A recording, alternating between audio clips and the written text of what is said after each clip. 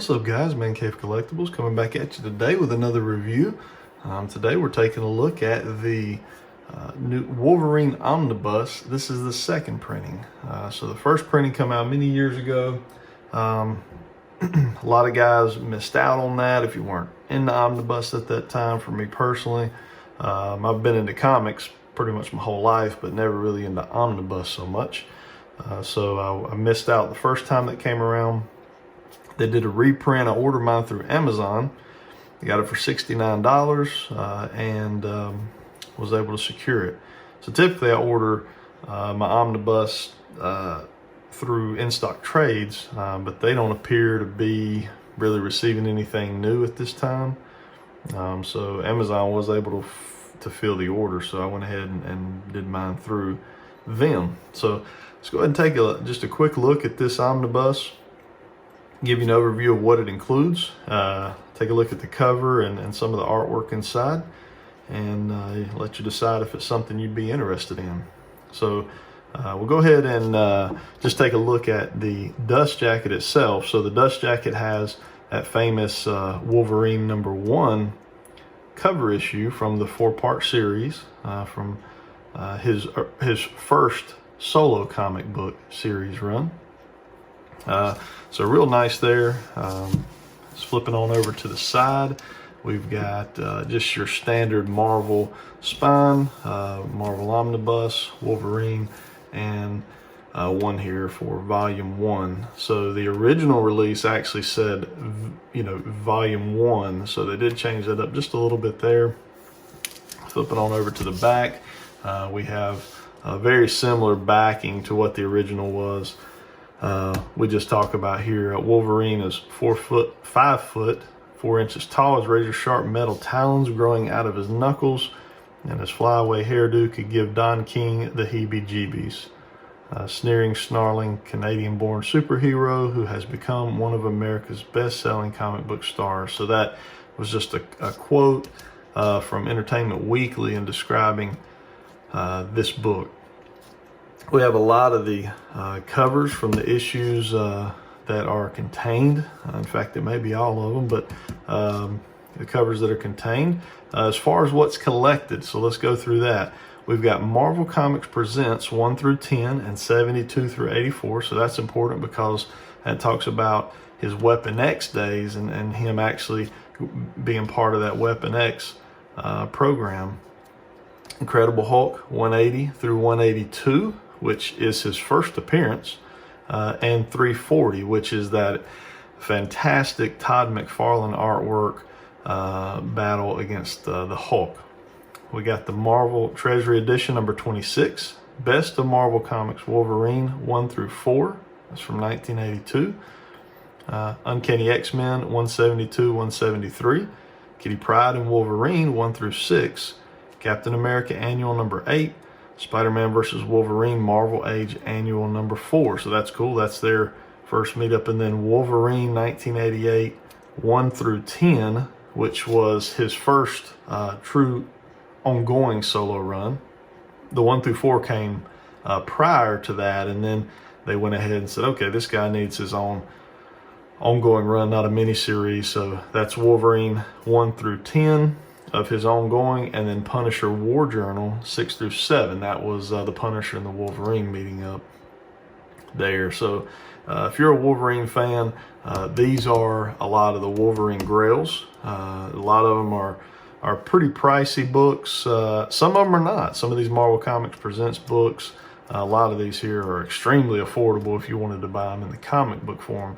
But it puts all this in one location for you, which I think as a Wolverine fan is a must-have.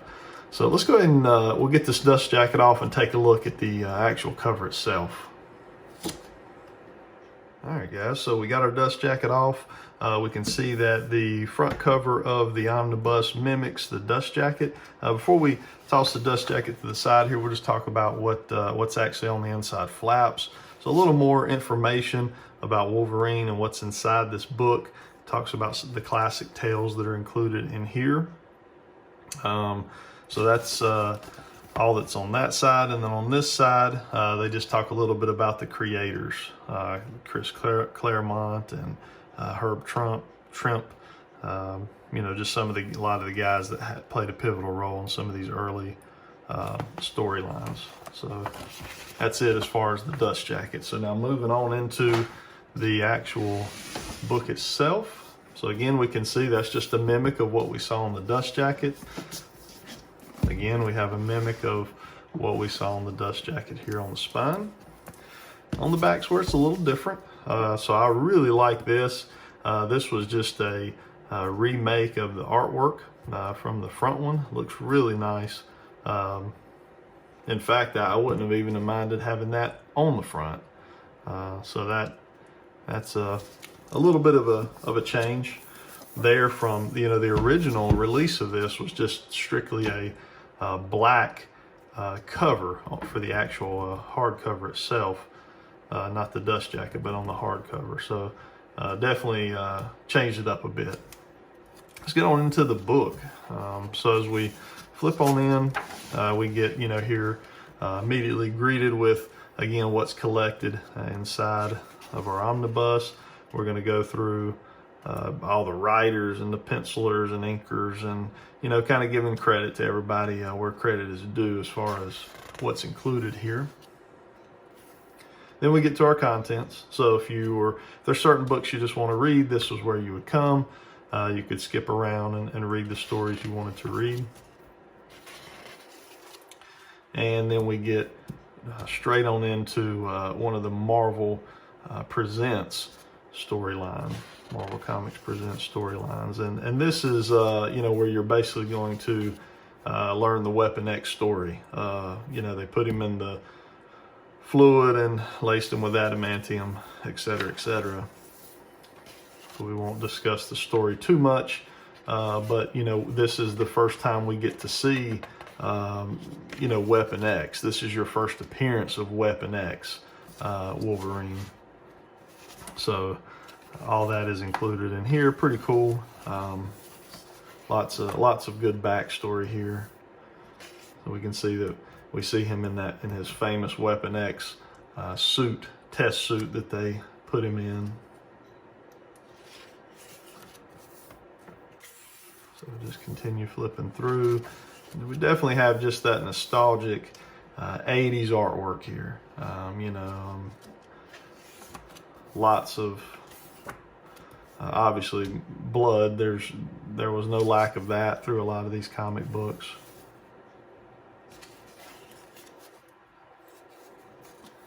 So that's kind of what's going to start you off for these Marvel Comics Presents stories, and that's I guess to an extent, well, not to an extent, I guess they did. They put this in chronological order for us, even though it's not necessarily in the order that the comic books come out. But that's a good thing, especially if you're new to Wolverine or you're a new reader to his story.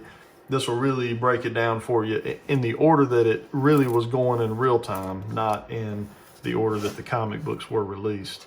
As we continue going here, now we get into, you know, the truly famous stories. We get to Incredible Hulk 180, which would be his first cameo appearance.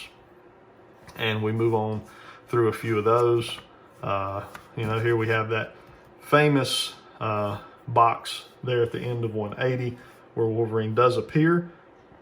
There's a lot of speculation, a lot of debate out there as far as, you know, how could this not be his first appearance in 180, being that we have a full body shot on the final page of the comic.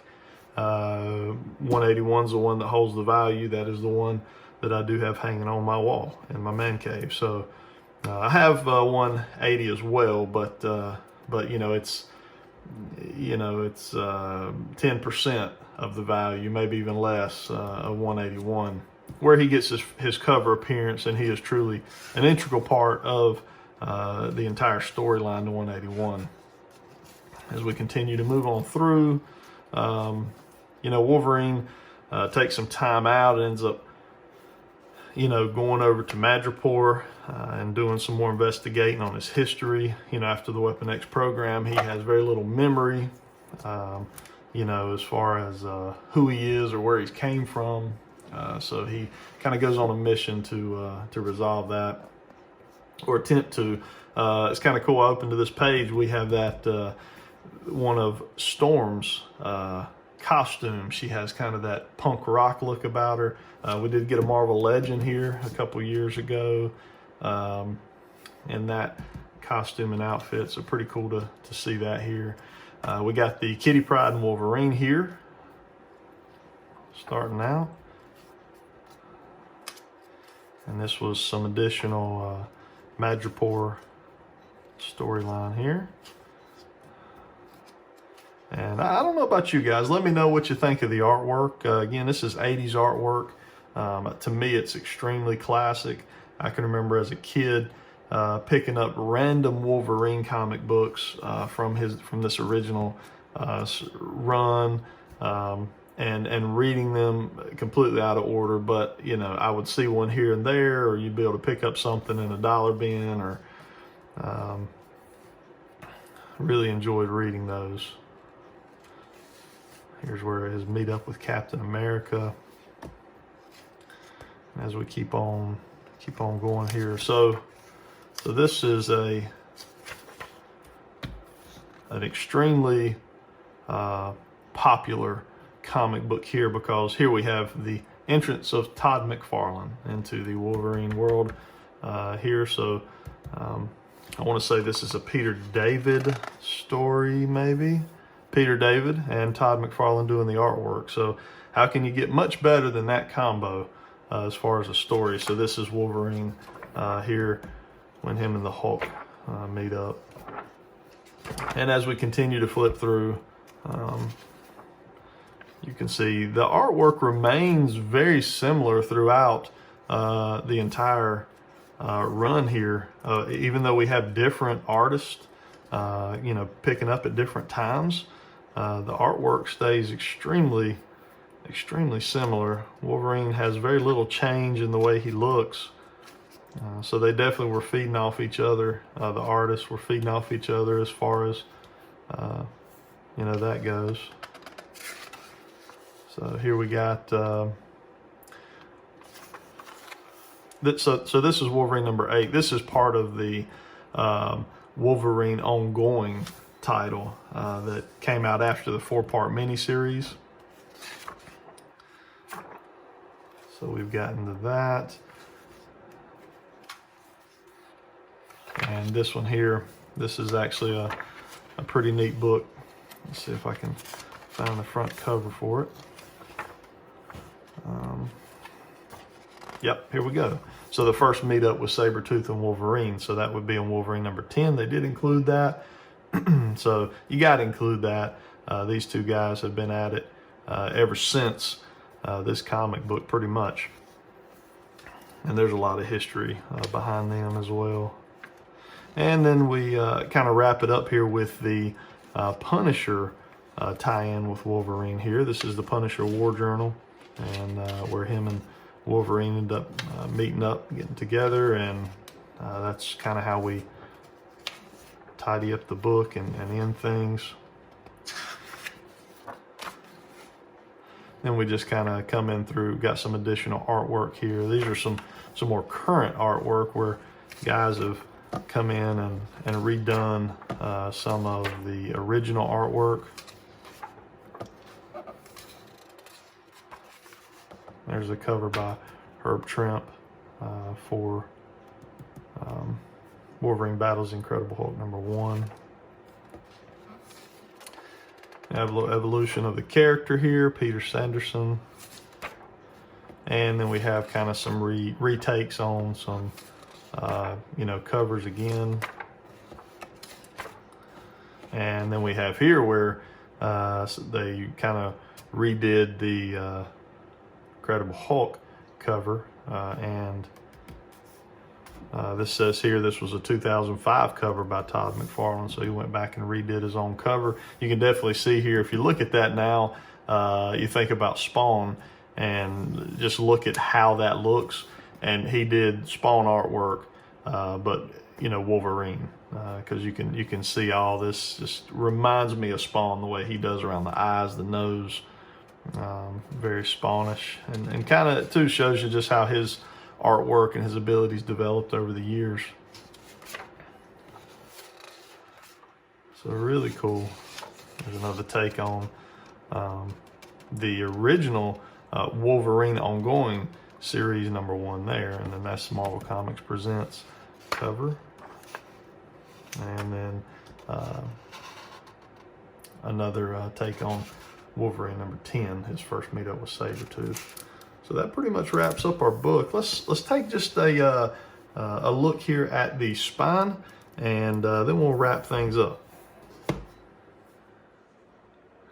All right, guys, so just taking a quick look here at the spine. There's a couple things we can talk about here. So the book is 1,056 pages. So it's a pretty large omnibus, but not, I wouldn't say it's any different or bigger than what we typically see with our Marvel omnibus, at least not the ones that I've collected so far. So 1,056 pages. We do have what looks to be a glued spine here. One thing that we can see real well here from this shot is gutter loss. So that is one thing that, in my opinion, is a little bit disappointing on this book. So we'll, I'll actually take you up and show you here. This loss of, the ability to see, what's going on. This annoys me in a lot of omnibus. DC, I have a few omnibus that are DC omnibus. They tend to do this a lot.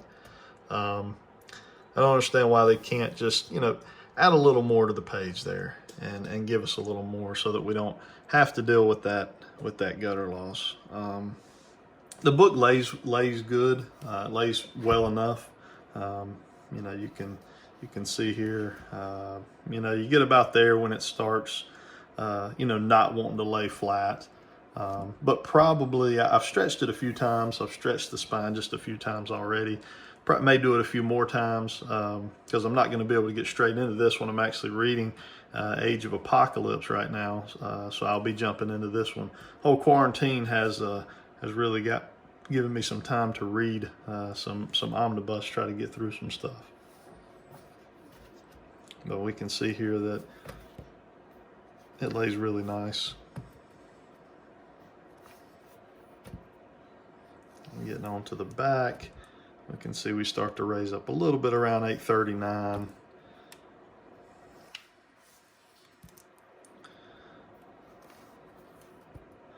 See how far we can get till it just flips itself on over there. 967, still holding. So that's pretty good there. Still holding. So basically it's going to hold throughout the whole book and not flip up on us. So overall, I'm happy with the book. This is, to me, I'm not going to say this is a grail because it is an omnibus, but I'm extremely happy to have this book in my collection of omnibus, as I'm a huge Wolverine fan, and even though I've read most all these stories, I own most of these stories, it's still nice to have it all in one collected edition and not have to get your comic books out in order to take a look at them. Hope you guys enjoyed this video. If you did, click like and subscribe. Got plenty more videos on the way. Have a good rest of your day. Until next time.